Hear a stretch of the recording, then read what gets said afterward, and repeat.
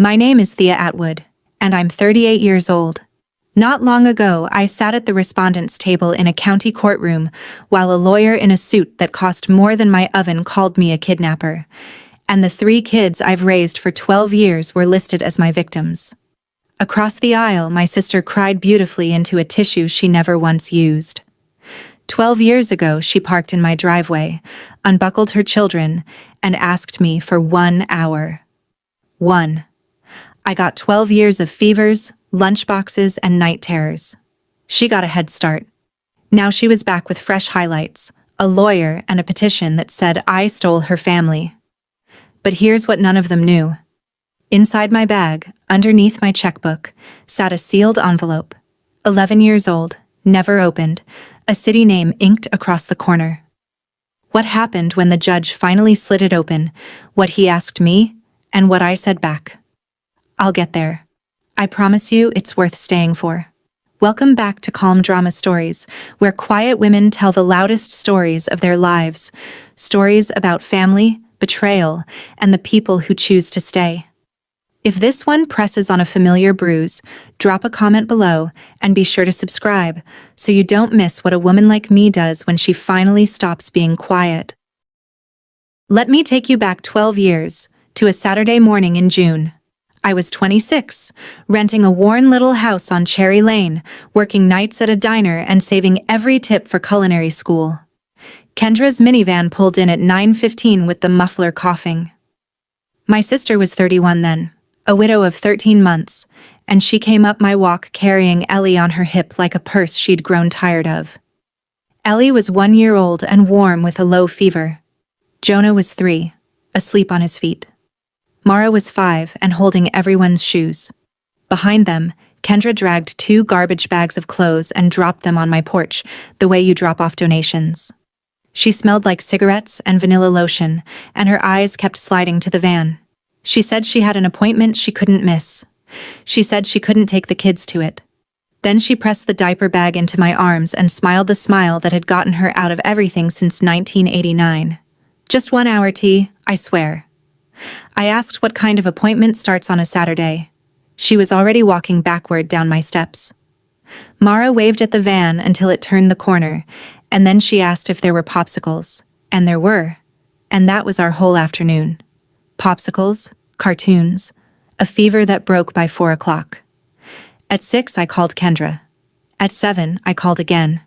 By 10, I was standing at my front window with Ellie asleep on my shoulder, watching every set of headlights come up Cherry Lane. Watching every single one of them keep going. The porch light stayed on all night. The van never came back up my street. By Sunday night, her voicemail was full. By Monday, it wouldn't ring at all. I called the police, and a tired sergeant explained to me that grown adults are allowed to disappear, that it isn't a crime to leave your kids with family, and that I should call back if I found signs of foul play. The only foul play I found was in her apartment. Her landlord let me in on Tuesday, because she owed him rent and he was hoping I'd pay it. The place was empty. Not ransacked. Empty. Closets bare. Hangers gone. The crib already sold to somebody on a classifieds board. The neighbor across the hall told me a truck had come the Thursday before. The Thursday before. She'd packed out her whole life while I was pulling a double shift, and then she'd driven her children to my porch like the last errand on a moving checklist. My mother, Ruth, sat in my kitchen that week with her hands folded and said the thing she would keep saying for the next 8 years. She'll come back, Thea. She's their mother. Mom said it like a law of nature, like gravity, like something you'd be foolish to argue with. I wanted to believe her. Ray had died in a highway accident 13 months before, and grief does strange things to people, and maybe my sister just needed air.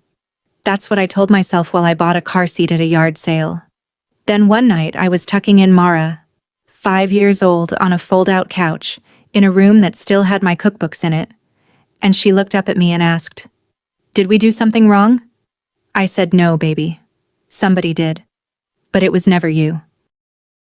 People ask how you raise 3 kids overnight with no warning, and the honest answer is badly, and then less badly, and then one day, you realize you've done it for a year. I dropped my culinary school application in a drawer and picked up every shift the diner would give me. I learned that Ellie would only sleep if the dryer was running. I learned that Jonah wheezed when he cried too hard, and that a nebulizer costs real money even with a coupon. I learned that lice shampoo goes on sale in August and that shame is a luxury item, so I stopped buying it. I signed us up for WIC and stood in line behind women who looked exactly as tired as I did, and nobody in that line asked me where their mother was. Mom helped. She kept the kids on my double shift nights, and she loved them hard. But her generation had rules about trouble. You didn't air family laundry. You didn't say the word abandoned at church. You said Kendra was traveling. For a while, I even let the kids believe some version of that, because what do you tell a 5-year-old? The truth had teeth, and she was so small. The first real wall I hit wasn't money, it was a clipboard. Kindergarten registration for Jonah, one line near the bottom, signature of parent or legal guardian. I stood in that school office holding a pen I had no right to use. The secretary was kind about it. She'd seen it before, she said. Aunts, grandmas, big sisters. She slid the form back to me and lowered her voice like she was telling me a secret. You're going to need paperwork, honey. And paperwork, it turned out, needed my sister. The clipboard was a warning. The emergency room was a verdict. 14 months in, Jonah, 4 years old by then, caught a chest cold that turned mean at 2 a.m. His little ribs were pulling with every breath, so I drove him in, and somewhere between triage and the treatment room, a nurse asked the question that changed my life. Are you her mother? No. Legal guardian? No. She was kind, and they treated him anyway, because that's what emergency rooms do. But a hospital social worker found me in the hallway at 4 a.m. with a folder and a gentle voice, and she explained my situation in plain English. I had no legal standing. None. I couldn't consent to surgery if it ever came to that. I couldn't enroll them, insure them, or defend them. And if the wrong person ever made the wrong phone call, the county could scoop up all 3 kids and place them in foster care while the system sorted out what I was to them. Strangers' houses. Maybe separate strangers' houses. I sat in my car in the parking garage while the sun came up, and Jonah slept against the window, and I made the first cold decision of my life.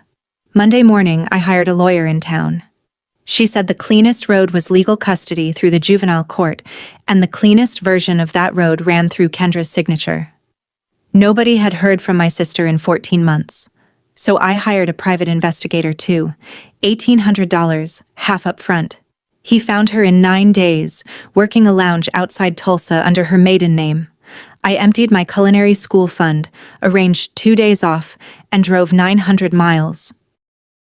She met me at a motel off Route 66 because she didn't want me seeing where she lived.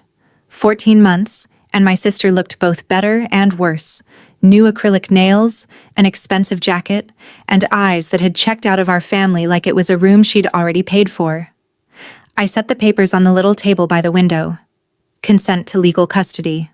A notary was coming at 3. The lawyer had arranged it with a mobile service. Kendra flipped through the pages like a menu. She didn't ask about Ellie's fever, or Jonah's lungs, or whether Mara still held everyone's shoes. She asked what was in it for her. I want to be careful here, because this is the part of the story I kept sealed for 11 years, and I'm still going to keep it sealed a little longer. There was a price. She wrote it down herself, on motel stationery, in the looping handwriting our mother used to praise. I read what she wrote, and something in me went very quiet and never got loud again. I paid it. The notary came at 3, watched her sign, stamped the seal. And while I was sliding the folder into my bag, Kendra lit a cigarette and smiled at me through the smoke. You always wanted to play house with my kids. Congratulations. I stopped at the door. I told her the truth, level as a shelf. I'm not playing anything, I'm just the one who stayed. Then I drove 900 miles home with a folder on the passenger seat worth more than my car, pulled into Cherry Lane at midnight, and stood in the doorway of the kids' room listening to them breathe. What she made me trade for that signature. I'll tell you when I can say it out loud. We're not there yet. The juvenile court granted me legal custody that fall, and the next 10 years happened the way bread rises, slowly and then all at once. I want to be honest about one thing. I did try to close the door for good. 5 years in, I filed to terminate her parental rights so I could adopt them outright. It cost me $4,000 in fees, and it died on the table because Kendra hired an hourly lawyer just long enough to object, and then evaporated again, and the case stalled out on service and searches until the court dismissed it for want of prosecution. The law leaves a door cracked for mothers. I learned to sleep next to a cracked door. Life got good anyway. I opened the Bluebird Bakery 6 years ago with a small business loan and a used mixer named Gladys. I bought the house on Cherry Lane 5 years ago. The same house, because the kids had already survived enough moving. I packed something like 4,000 lunchboxes. I sat through stomach flus, a broken wrist, 2 science fairs, and 1 middle school heartbreak that required emergency pancakes. The kids called me T, and I never asked for more than that. And every year, always in June, 1 blank postcard showed up in my mailbox. No signature, no message. A beach in Florida, a casino in Nevada, a mountain somewhere cold. The first one scared me and I called my lawyer. There was nothing to do about a blank rectangle. So I stopped showing anyone, and I kept them in a rubber band in the junk drawer, and I tried not to understand what they meant. Somebody out there knew our address. Somebody was keeping track of us. 1 postcard a year, saying nothing at all. 8 months ago, my mother had a stroke at her kitchen table, with a crossword half finished and the kettle still warm. She was 71. At the funeral, Ellie held my hand so tight my ring left a mark, and I kept thinking Mom died still believing her other daughter would walk in late, the way she was late to everything. She didn't come. The will was simple, and it shocked no one who knew Mom's last years. The farmhouse on the edge of town and $312,000, insurance, and a lifetime of not buying anything, went into a trust for her 3 grandchildren, for college, for their start in life. I was named trustee. Kendra's name appeared exactly once, in a sentence lawyers write when a person has been thought about and decided against. But here's the thing about probate that nobody warns you about. The law is thorough. An estate has to notify the heirs, even the disinherited ones, even the missing ones. So a statutory notice went out by certified mail to my sister's last known address, forwarded who knows how many times, like a flare fired over a dark ocean. For 3 months, nothing. I probated the estate, mowed the farmhouse lawn, kept the trust accounts clean enough to eat off. I let myself believe the flare had sunk. Then on a Tuesday in March, at 10 in the morning, a rental car parked in front of the Bluebird Bakery, and a woman stepped out in a white coat and sunglasses, and my hands knew her before my eyes did, because they went cold against the proofing pans. 12 years. Not a call, not a birthday card, not a word at our mother's grave. She pushed open my door like a customer and said, "Hello, T."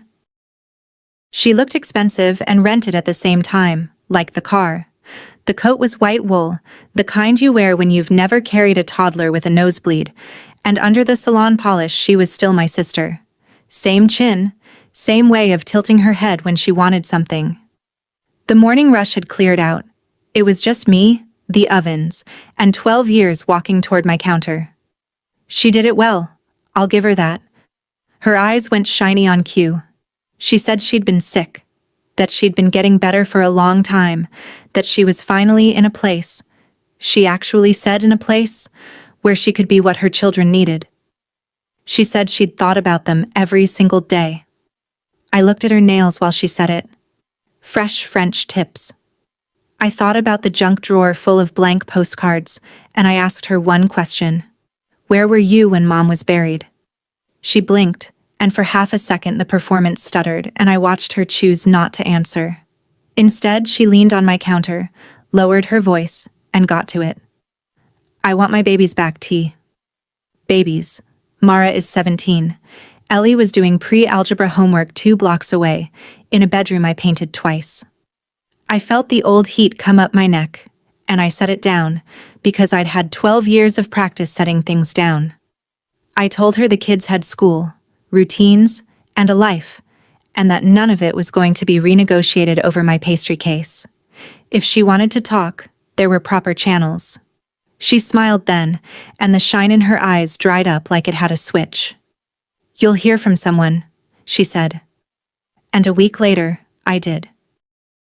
The someone was a process server who apologized twice, and the papers came in 2 layers, like a bad cake.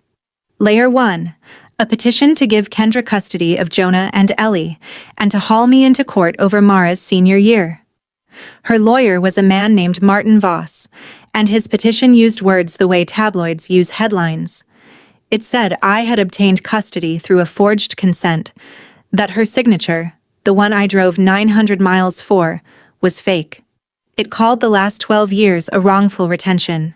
In one paragraph, the one written for the local paper to quote, it used the word kidnapping. Layer 2 arrived at the courthouse the same week, a challenge to our mother's will, claiming I had poisoned a sick old woman's mind against her firstborn, and that second filing was the one that told me the truth. Because if the will fell, the trust fell with it. And if Mom died with no valid will, her estate would be split between her 2 daughters, and the kids would get nothing, and Kendra would get half a farmhouse and half of $312,000. The custody case was the violin. The will case was the wallet. 3 days later, a sheriff's deputy parked outside the Bluebird at lunch hour to ask me polite questions about custodial interference, and even though he closed the complaint within the week, my custody order took him 4 minutes to verify. Half the town watched that cruiser sit in front of my shop. Before I tell you what her lawyer did next, if you've ever raised a child who wasn't yours, or loved someone who mistook your kindness for weakness, tell me in the comments where you're listening from. And subscribe, because the next part is the reason I'm telling this story at all. I told the kids on a Sunday night, over meatloaf, with the words I'd rehearsed against the shower tile. Your mother is back in town. She's asked a court to look at where you live. There will be a process, and grown-ups will handle it, and nothing about tomorrow changes. I kept my voice level, like reading a recipe. The kids did not. Jonah, 15, shoved back from the table so hard his chair caught the wall, and said she could, I won't repeat what she could do, and went out to shoot baskets in the dark until the neighbor's porch light came on. Ellie, 13, went the other direction, and hers was worse. She got very still, and her ears went pink, and she asked, Does she want to meet us? Hope. That's what was in her voice. Hope with the safety off. She was one when the van drove away. Her mother is a story other people tell. And Mara. 17, arms folded, watching me the whole time like a poker player. When the little ones were gone, she stacked the plates, and without looking up, she asked, Why did she leave? The real reason. I gave her the answer I'd been giving since she was 5, the smooth stone I'd sanded for a decade. She got lost, honey. Some people get lost. Mara set the last plate down carefully, like it might go off, and looked at me with our mother's eyes. I'm not 5 anymore, T. She went upstairs. I stood in my kitchen with my hands in dishwater gone cold, understanding 2 things at once. My kids were about to be fought over in public, and the story I'd built to protect them had started to rot right under the floorboards. The first hearing lasted 40 minutes, and Martin Voss performed for 35 of them.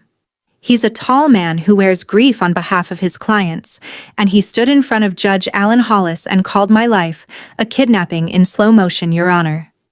My lawyer, Carmen Ruiz, put the custody order on the record, along with the deputy's closed complaint, and that killed the criminal talk in one motion.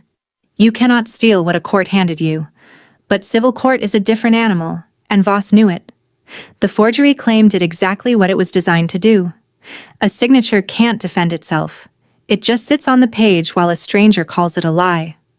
The judge ordered a handwriting expert, appointed a guardian ad litem named Dana Winters to speak for the kids' interests, and, because the law tilts toward mothers who show up crying, even 12 years late, granted Kendra supervised visitation, 2 hours a week at the Family Services Center.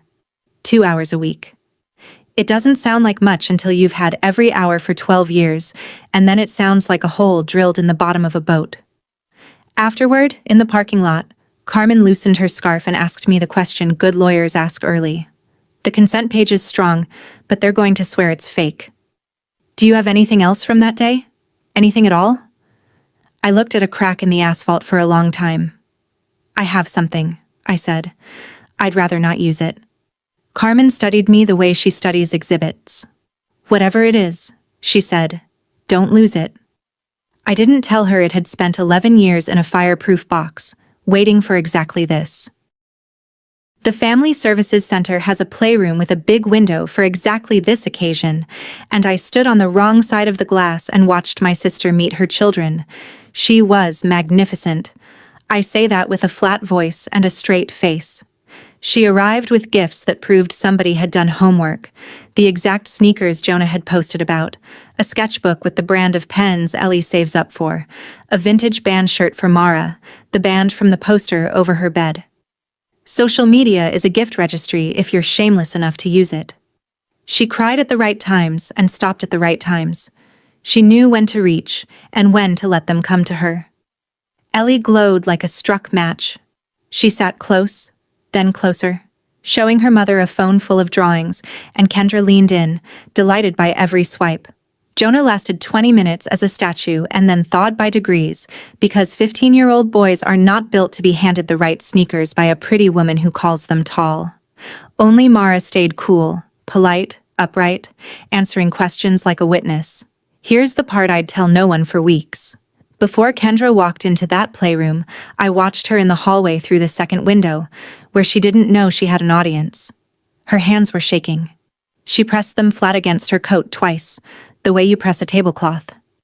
Something in my chest moved an inch, and I hated it.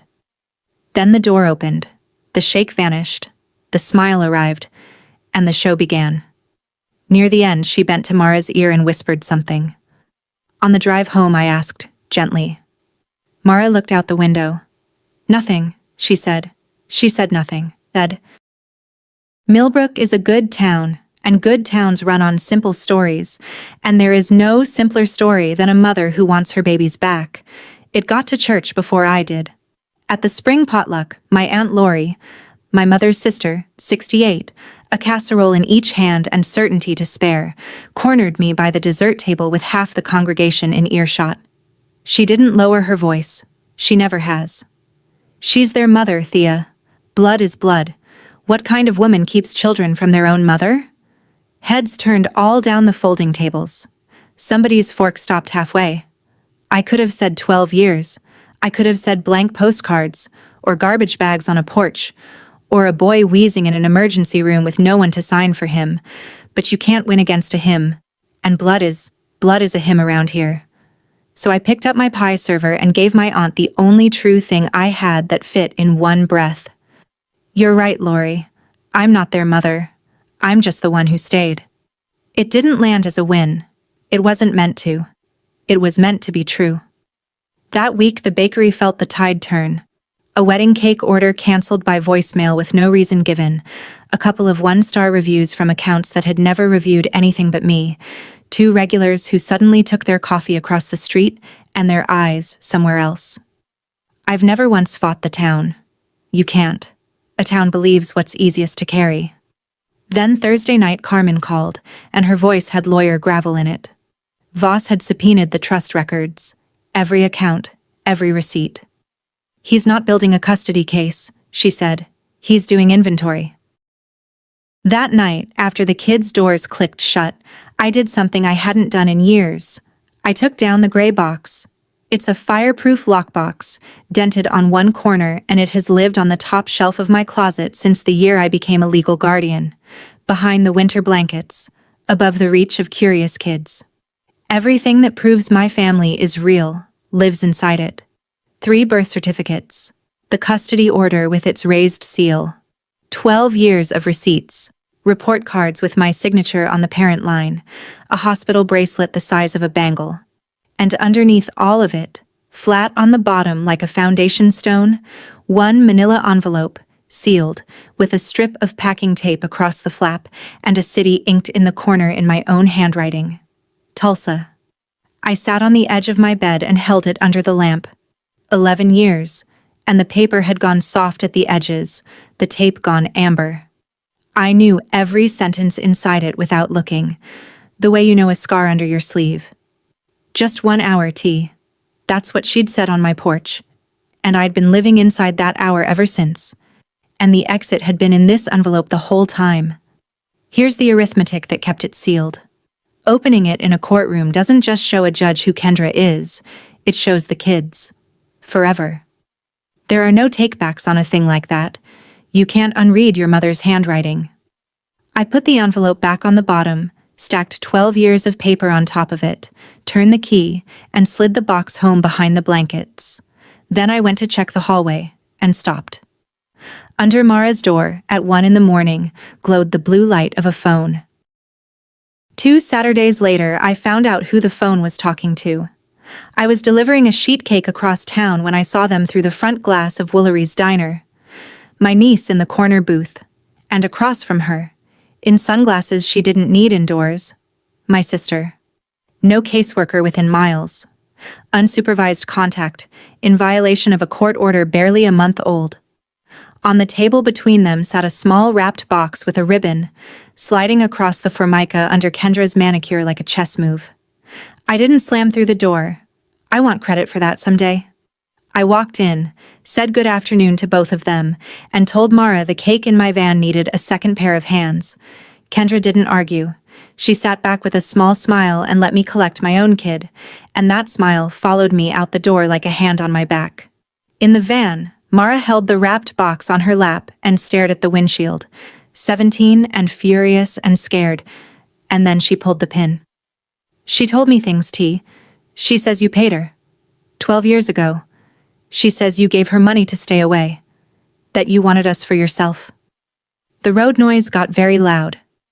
Because that sentence is what a lie looks like when it's been built by a professional. One true bolt in the middle, everything around it bent.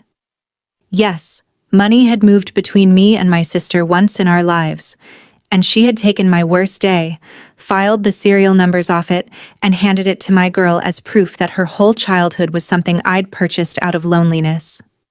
Mara watched the side of my face and asked quietly, "Is it true?" Is it true? A yes would poison her. A no would be a lie, and she'd smell it. Because she has been reading my face since she was 5 years old.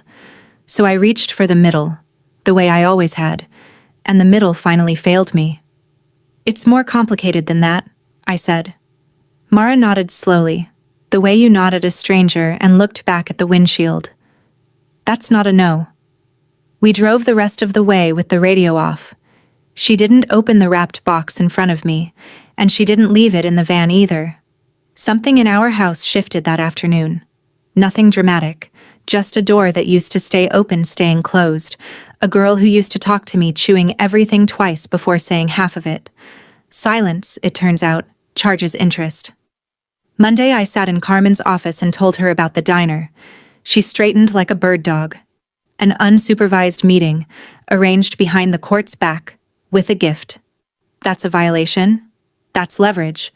We report it today, and it stains Kendra in front of Judge Hollis. Then she saw my face. Reporting it meant affidavits.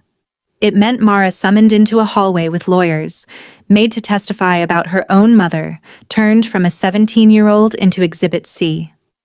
That is Kendra's way of using children, and it has never once been mine, and I wasn't going to learn it now just because it worked. I told Carmen no. She rubbed the bridge of her nose and said I was making her job harder and her respect for me inconvenient. "Fine," she said. "Then we need something else. And you keep telling me you have something else." So the question became when. I go to the cemetery on the first Sunday of every month, Mom's stone, and then Ray's, because somebody should, and the kids come at Christmas and birthdays. It was raining thin and cold, and I was walking the gravel loop with carnations when I saw a figure already at Ray's grave, and I stopped under the maple before she could hear me. Kendra. No audience, no lawyer, No camera-ready coat, a gas station umbrella and flat shoes, kneeling on the wet grass in front of her husband's name. She was crying in a way I hadn't seen since we were girls, the ugly kind, the kind that doesn't photograph. And she was talking to the stone. I only caught pieces over the rain. That she was sorry. That she couldn't breathe in that house after the accident, with 3 babies and his boots still by the door. And then one whole sentence, clear as a bell, that I have turned over every night since. After the first year, there was no version of me coming back that wasn't a monster, so I stayed gone. I stood under that maple with carnations going heavy in my hand, and for one long minute I saw the whole thing from inside her skin. 31, widowed, drowning, raised her entire life to be the pretty one somebody rescues, and nobody left to do the rescuing. I almost stepped out. I almost said her name, the old way, without armor in it. Then she stood, brushed the knees of her pants, looked down at Ray's stone, and her voice changed back into the one from my bakery. "That house should have been half mine," she told her dead husband. "Mom owed me that." She fixed her collar and walked to the rental car through the rain. I stayed under the maple until she was gone, and I put the carnations down, and I stopped feeling like a monster for what I was about to do. Depositions happen in conference rooms with bad coffee, and Voss ran mine like a man carving a roast. Small slices, no hurry. When did I take possession of the children? Possession, like they were furniture. Had I ever restricted their contact with their mother? Had I benefited financially from my mother's estate? Had I influenced her will? 2 hours of small slices, and then, without changing his tone, the knife went in. "Ms. Atwood, did you ever pay my client money?" The room went still. Carmen's pen stopped. And this is what people don't understand about oaths. The truth doesn't check first whether it will be used fairly. "Yes," I said. Voss let it sit there, then smiled, unhurried, like a man confirming a reservation. $15,000, wasn't it? Wired out of state? No further questions today? And I watched the story assemble itself in that little room, the story he would tell a courtroom soon, the story Kendra had already whispered to my niece as an inoculation. A lonely woman, aging out of her chances, wanted a family. She found her widowed sister at rock bottom, waved $15,000 at her grief, bought her signature, and helped her disappear. Then played the martyr for 12 years on the strength of it. It was elegant. It was obscene. Every fact in it was mine, and every joint had been rewired to bear the opposite load. In the parking lot, Carmen was quiet for a while, and then she asked the question she'd been circling for a month. "This thing you have and don't want to use, does it answer that?" I looked at her over the roof of my car. "It answers everything," I said. "That's why the kids can never see it." Carmen held my eyes. "Thea, after today, the question is no longer whether they hear it. It's whose mouth they hear it from." Carmen laid it out for me the next morning with legal pad honesty. Option 1, produce the envelope. It rebuts the forgery claim, it reframes the money, and it likely ends both cases. And it enters the public record, discoverable, quotable, permanent, where 3 kids with library cards and Wi-Fi will someday read every line of it. Option 2, keep it sealed and fight on character.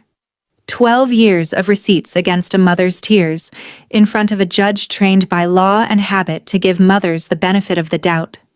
She didn't tell me which one to choose. Good lawyers don't. They just make sure you can't pretend you didn't know the prices. That same week, Dana Winters came to do her guardian ad litem interviews, a calm woman with sensible shoes and a canvas tote, court appointed to speak for the kids. She toured the house. She saw the growth chart penciled inside the pantry door, the shelf of science fair ribbons. She talked to each kid alone in the living room with the door cracked, per protocol, while I stood in the kitchen not listening so hard my ears rang. Jonah came out in 8 minutes. Mara took 20 and left with her jaw set. Ellie took half an hour and came out with her sketchbook hugged to her chest and found me by the sink. She stood there a second, balancing on the edge of something. Then she asked it. "Tea?" Did our mom ever try to come back? Even once? 12 years of protecting her, and the kindest sentence I had ever built for her. She got lost, honey. Stood in my throat.